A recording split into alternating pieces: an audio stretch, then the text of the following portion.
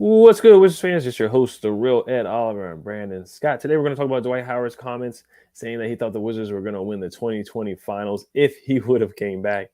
And we're going to get to a couple of you guys' hot takes as well. Let's get to it. You are Locked On Wizards, your daily Washington Wizards podcast. Part of the Locked On Podcast Network, your team every day.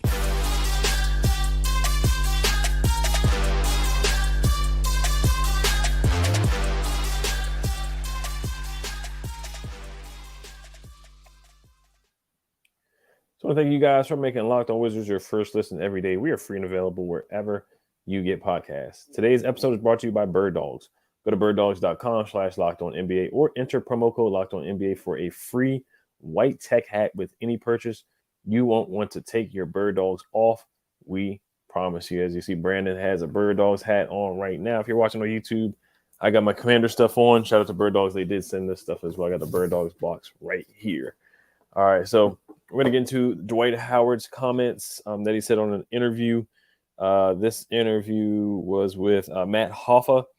Dwight Howard, he said, before I left Washington, I had talked to the owner of the team and the GM, at the time was Tommy Shepard. I said, if you allow me to get healthy, I'm going to come back. I'm going to lose 30 pounds, and we going to win the championship. Then they traded me to the Grizzlies. On a scale of 1 to 10, how believable do you think that statement was? Is that a 1?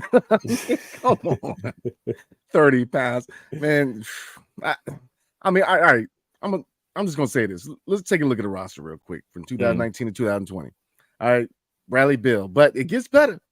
Davis Bertans, right? Isaac Bonga, Troy Brown Jr., Thomas Bryant, Rui Hachimura, but Yamahimi, Garrison Matthews. That's just a glimpse of the roster we had that year. Mm-hmm.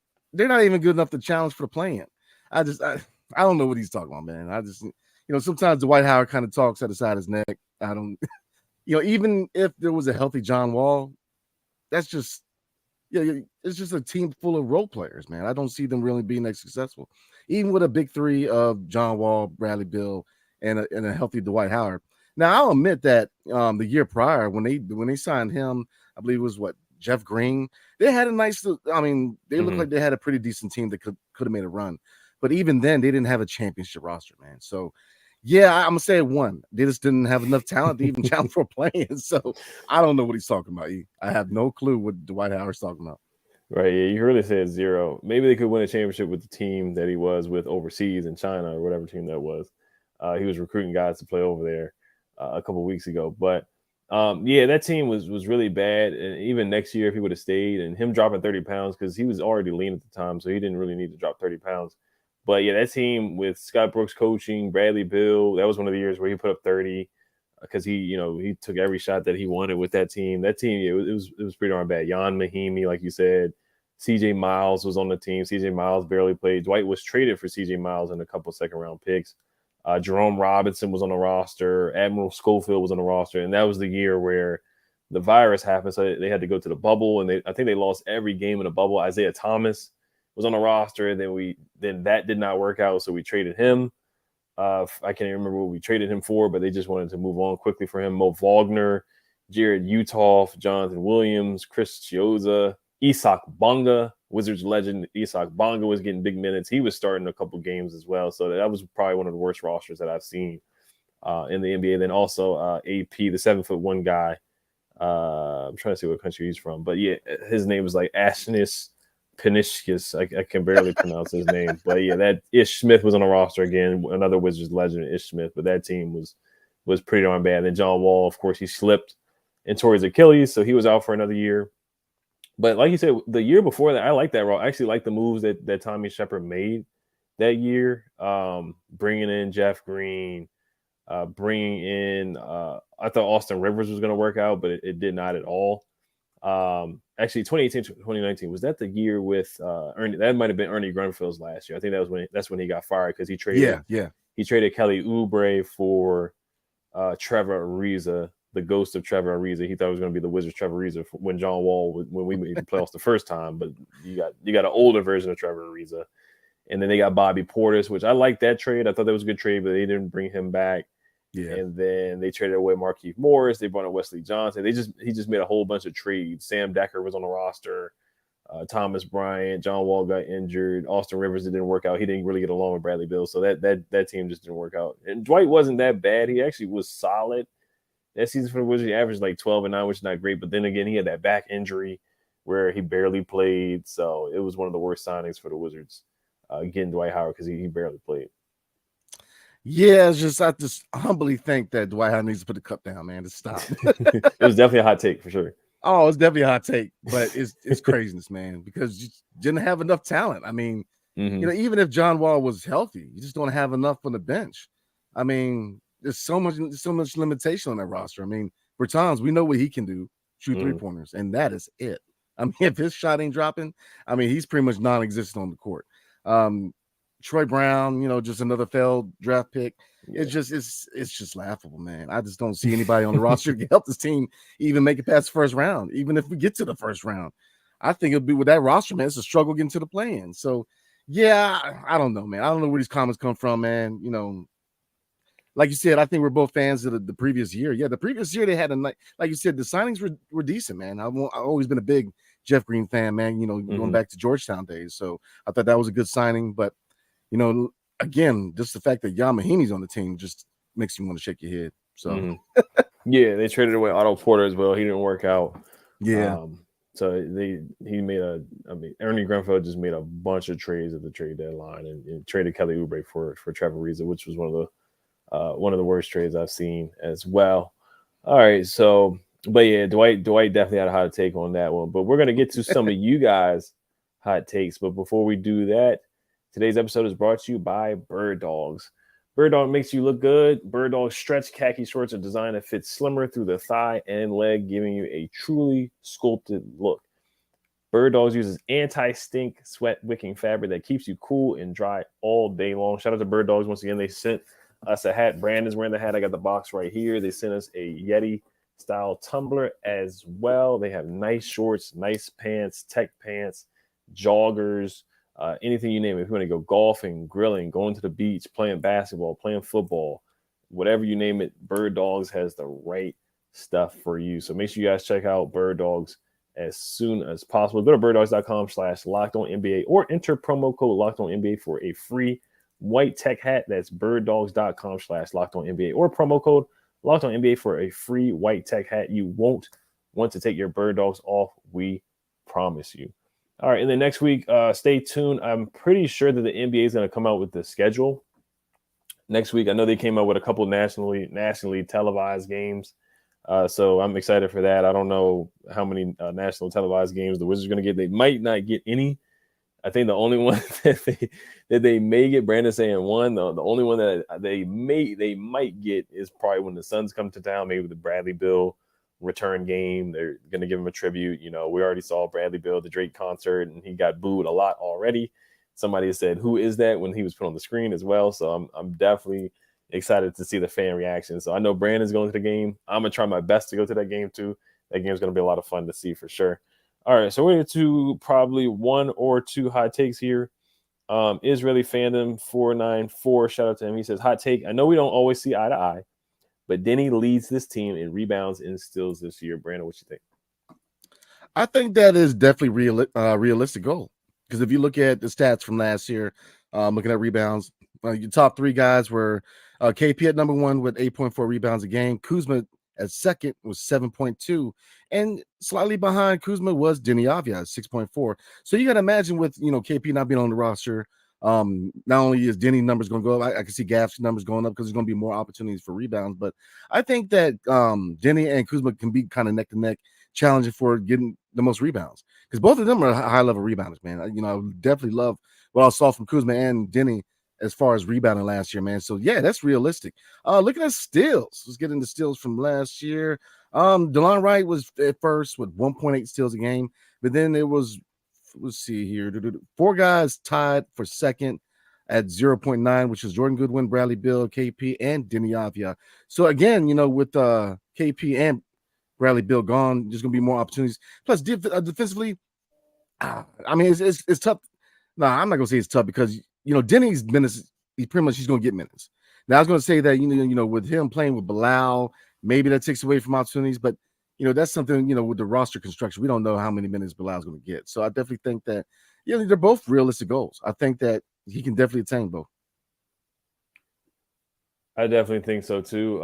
Rebounding, it's going to be between Gafford, Kuzma. Gafford averaged 5 boards a game, which is actually a little disappointing. I feel like he should definitely average more boards than that. But his minutes were, up and down, getting winded, foul trouble, coming off the bench, what have you. So he had kind of some, he always has something going. There's always something weird going on sometimes with him. You just got to find more consistency with him. Can he set a better screen? Can he stay in shape and not have, what was it called, basketball asthma or sports asthma or something like that when he first came here? So he's going to have to play a lot of minutes. So I do think it's really between Gafford.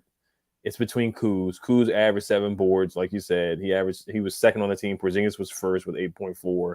So with Porzingis being gone, Deni's definitely going to have more opportunities. Other than Gafford, it's between him and Muscala for the center spot, and Muscala is not even really a center. He's really a power forward. He's a stretch 4, stretch 5. If anything, he's not much of a rebounder either. So yeah, there's really not many guys in front of him. So yeah, it is a hot take, but it's realistic. I'll say that. Other than that, I'm trying to think who else would really rebound more because Jordan Poole's not in there. He's not in the conversation. Ty's not in the conversation. Corey's not in the conversation. So yeah, it really is just between 2 or 3 guys. Really just Gaff, Kuz, and Deni at this point. And then looking at Deni's boards, look at some of his rebounding games last year. He had a game where he had 20 boards. He had 20 boards against the Chicago Bulls. He had 9 points and 20 boards in 35 minutes. So he's a heck of a rebounder. He had a 15 rebound game in 2022 on February 14th against Detroit, where he had 12 points and 15 boards. He had 13 boards on February 28th against Atlanta, where he had 4 points. So, and that's the thing, that's the up and down with it, his points here and there. You have 4 points, but he only had 4 points by 13 boards, which is good because he's able to contribute and impact the game in different ways. That's the thing about Deni, but his offensive game has to get up to speed. February 8th, he had 13 boards again. November 20th, he had 13 boards again. New Year's Day, he had 12 boards against the Milwaukee Bucks, where he had 11 points. But yeah, you guys basically get the point. He had 11 boards against San Antonio, where he had 21 points. That was the big turbo game. Sacramento on March 18th, he had 3 points and 11 boards. So you guys get the point there. So he's had multiple games where he's had 10 boards or more. Kuzma's had a couple games where he's had double doubles for sure. So Deni's capable of doing it. As far as steals, as long as DeLon Wright is on the roster, I think he's going to be the champion of steals for this team. He averaged 1.8, like you said, Brandon. Everybody else averaged 0.9. Deni was third in steals with 0.9, so he definitely has a chance to do it. He's one of our better defenders. It's really just between DeLon and Deni at this point, and maybe Gafford for rim protection as the best defenders on the roster. And it's really not much close after that. Maybe Kuz. But as far as steals, because Kuzma averaged, how many steals did he average last year? He averaged 0.6, which is not too far from 0.9. But yeah, I think they're realistic. I think they can happen. But I would pick, if I had to put money down, I would put DeLon for the steals winner or the steals leader. But I do see him being traded. And then who knows, Deni could be traded as well. So you never know. But I would go with DeLon for the steals leader. And then I would go with Gaff. I'm going to go with Gaff. Actually, I'm going to go with Kuzma for the rebounding leader. Those are my choices. Yeah, I'm going to echo that, man. I think that Deni will be second in rebounds. I think definitely going to be Kuz. And steals, I'm with you on that too. I think DeLon is definitely that guy. I mean, 1.8, man. I mean, good God. I mean, DeLon Wright was getting it, man. But with playing time, I think in the future, Bilal and Deni can kind of fight for that. Because I think Bilal, when he gets playing time, I mean, he was pesky in Summer League. He was pesky on defense. But, Deni, I think he can be up there as far as steals, man. But, like you say, kind of echoing on Gafford. Yeah, 5.5. Looking at that, man, I was just like, wow, he's got to get those numbers up, man, especially with him being the starter. Because, going forward, I think that, I like Gaff, man. Gaff's my guy. But, going forward, man, we got to find that franchise center. He's just not that guy going forward, being that guy at center. But I think, obviously being, year one of rebuild, he can do. But, yeah, he's got to get those numbers up, man. Can't be winded. He's got to stop going for every pump fake in the book. He's got to work on his game. But so we'll see. Yeah, I like how you brought up Bilal. I think Bilal could be a sleeper on steals. I think he's going to get more playing time after the trade deadline. I think his playing time certainly is going to go up. Johnny Davis is a sleeper too. You brought up summer league with Bilal, and Johnny Davis definitely got in the passing lanes a lot. He's a sneaky choice. It just depends on his playing time and confidence with him. And then after that, that's about it. Ryan Rollins, he's a pest on defense. He can definitely get in the passing lanes as well. But yeah, as long as DeLon's on the roster, then I'm gonna definitely go with him. And then Bilal, yeah, that's really it. If we say blocks, it's probably between Gafford and Bilal. But that's not a part of the hot take. But it's a good hot take. I like it from Israeli fandom. We don't always see eye to eye, but I kind of see eye to eye with you on this one, Israeli fandom. So we thank you for that hot take. So next episode, we're going to get to some more hot takes, and then hopefully the schedule comes out. So we're definitely going to talk about that and react to that. Some of the important games like the national TV games. We don't have any rivals, but I guess the only rival right now possibly would be the Suns, and that's really about it. So we'll talk about maybe some revenge games and stuff like that. But the hot take, we're not going to answer this one today, but we'll answer it on the next episode. It's from Dat to You on Twitter. He says, Poole average 25 points a game. Kispert will have the third highest points per game, and Deni will struggle and be traded by the deadline. So we're going to answer that on the next episode. But the preseason game for the Commanders tonight, I just want to get your prediction on who do you see winning. I know it's preseason, so nobody cares, but I just want to get your prediction for the game. Who do you got winning tonight, and how do you think Sam Howell looks? Oh man, I think it's gonna be Commanders win. Okay.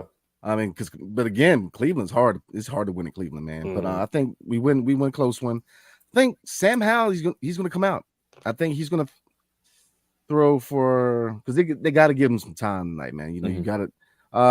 He throws for 175, 1 touchdown, 1 pick, and he's gonna run a little bit. Okay. I like those predictions, so make sure you guys check out FanDuel and put that prediction in there for tonight for sure. All right, we just want to thank you guys for making Locked On Wizards your first listen. Make sure you guys check us out next week. We'll probably be reacting to the schedule. Make sure you guys hit that notification bell and subscribe wherever you guys get a podcast, and make sure you hit the notification bell on YouTube. Hail to the Wizards. Peace.